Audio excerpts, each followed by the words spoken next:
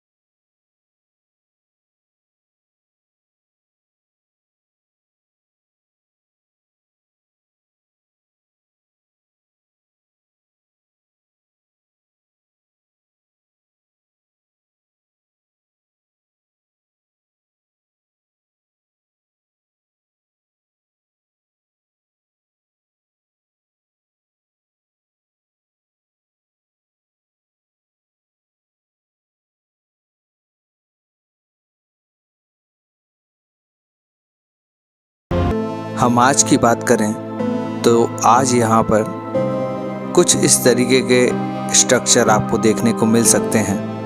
ये पहले के ज़माने में ये कमरे हुआ करते थे जहाँ पर छात्रों के और शिक्षकों के ठहरने की व्यवस्था होती थी। हर कमरे के अंदर एक ध्यान के लिए कमरा हुआ करता था और उसके अंदर कई सारी व्यवस्थाएं होती थीं। बुक शेल्फ वगैरह बने होते थे, वहाँ पर दिया रखने के लिए भी रैक आदि बने होते थे। और ये आप देख सकते हैं कि ये चौकोर जो हैं वो ध्यान करने की जगह हैं और जो गोल गोल बने हुए हैं राउंड में वो गुरुओं की समाधि पत्थर की मूर्तियाँ बनी हुई हैं। कहते हैं पहले यहाँ 108 हॉस्टल हुआ करते थे और ये यूनिवर्सिटी 10 किलोमीटर लंबी और 5 किलोमीटर चौड़ाई में हुआ करती थी, जिसका केवल अभी 1% ही मिला है। अभी सिर्फ 1 स्क्वायर किलोमीटर को खुदाई के द्वारा ही प्राप्त किया गया है।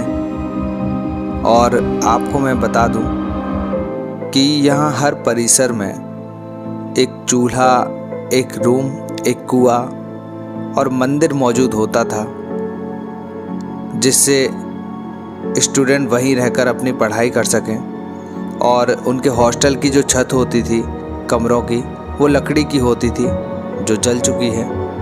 अभी आपने जो कमरे देखे हैं वो खाली हैं, बिल्कुल ऊपर छत नहीं है। यहाँ पर कई सारे डिपार्टमेंट हुआ करते थे।